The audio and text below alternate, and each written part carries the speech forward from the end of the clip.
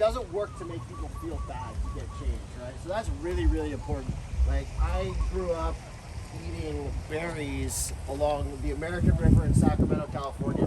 It's really hard to get berries in Hawaii, but I go to the store and I buy them in there in a plastic container because I love berries. So like, we all have that room as we're learning and understanding things that we don't have to be perfect. When we're trying and thinking about it, that's really what the most important piece is. So I just wanted to make sure you guys knew that and don't feel scared to use plastic because it's really hard not to in the world that we live in today. So for the cleanup, we've got our feed bags here. If you want some pickers to get some stuff, a lot of times stuff gets pushed up into the napaka and pull stuff out of there.